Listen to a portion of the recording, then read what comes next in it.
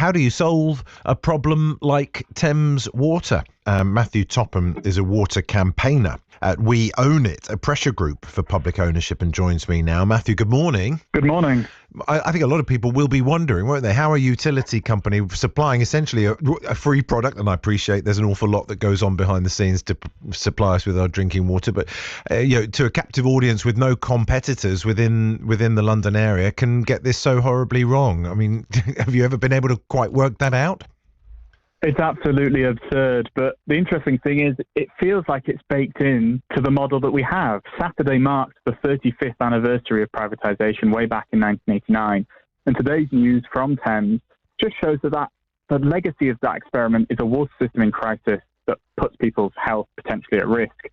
Yesterday, we helped bring together a coalition of campaigners, so Surfers Against Sewage, the Rivers Trust, Greenpeace, River Action, even celebrities like Joe Lycett and many more. And we all signed a letter to the PM, Keir Starmer, calling on him to turn the tide on this failed model and start a root and branch review of the ownership and regulation of this industry, as first suggested by Fergal Sharkey, because no one else runs the system like this anywhere else in the world. Yes. That's a tricky quandary, though, for the Prime Minister, isn't it? Because he'd have to spend an awful lot of taxpayers' money on that. Is there the climate, do you think, for that? Is that something that he would or should indeed seriously consider? Well, I wonder what briefing the Prime Minister's getting, because from what's come out in the press, the Treasury has put together a plan. It's called Project Timber. And under that plan, the public would not have to pay a single penny in compensation to the shareholders. In fact, shareholders like owners from Canada have written down the value of their stake to zero already. So we wouldn't have to pay to take this back into public hands, a utility that serves 25% of the population. And then, in fact, we would be making it cheaper for the bill payers to run that essential utility, because we would be able to make the creditors who have lent risky money to this industry take some of the hit. We could wipe off several £billion worth of debt. What would you say directly to the Chief Executive of Thames Water today? Well, I would be saying, how have we got into this absurd situation? And actually, can you do the right thing? Put this essential utility in the hands of the people who make it happen. That's the workers, and that's the people whose bills pay for the services. Let's have a board that isn't just chief executives making millions in bonuses. Let's have a board that is put together from water campaigners, from the workers themselves through their trade unions, and from the bill payers who make it all happen.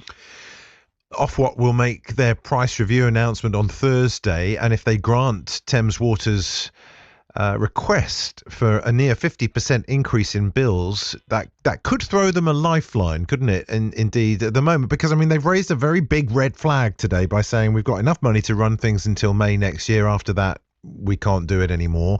They're really holding the regulators' feet to the fire now, aren't they?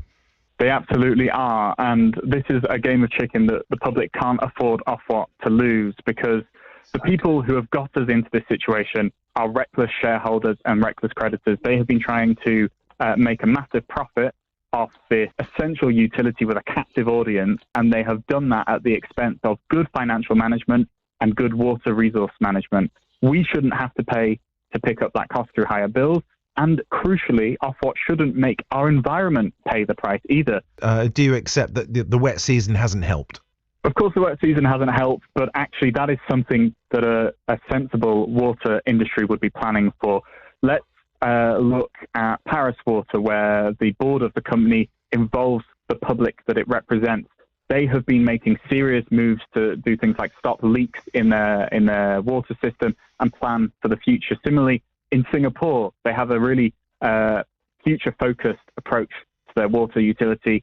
They own their own water company, and in fact, they own some of our water companies as well. Well, even closer to home. I mean, Scotland is still nationally owned. The water company in Scotland is still nationally owned, isn't it? And I mean, could that act as a model for renationalisation in England, do you think? I think there are some really great economic lessons from Scotland. So we have seen that they have spent 35% more per household on their infrastructure, and they can do that because they're not paying dividends out to shareholders or quite so much out to a private for-profit credit market. However, we need to be pushing beyond that model as well. You know, we need a better system of public ownership, one that's ready for the 21st century, that in fact kind of has built into it the accountability that the water system needs. Let's get those fantastic campaigners like Fergal Sharkey, Windrush against sewage pollution, not just on the outside shouting in about what needs to happen, but inside the room helping make those key decisions so it's fit for the future. In this discussion, though, Matthew, we often demonize the shareholders, don't we? But ultimately, the shareholders we're talking about here are pension schemes paying out essential money to elderly people all over the country. If we undo this little bit of the puzzle, there is a danger here, isn't there, financially, in terms of the House of Cards effect,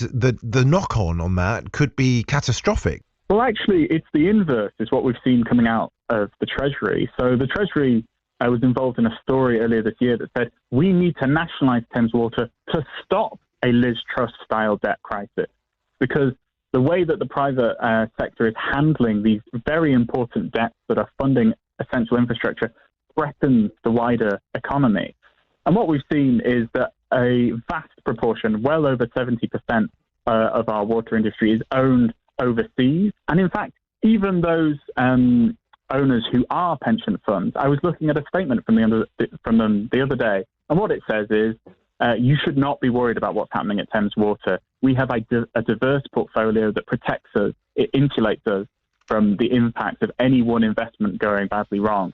So they are not worried about this. In fact, they are ready for it. So what we need to do is stabilize our wider economy, stabilize our wider utility sector, and take water, Thames Water and other companies into public ownership so we can settle this crisis.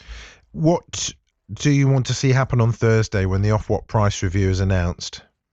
We need Ofwat to hold firm. We cannot let shareholders push the cost for cleaning up their mess onto the public. So until they pick up the cost of this crisis, we need to freeze bills. Down the line, we will need to ask everyone to help fund a water system for the future, but we shouldn't have to pay again for water infrastructure we've already paid for.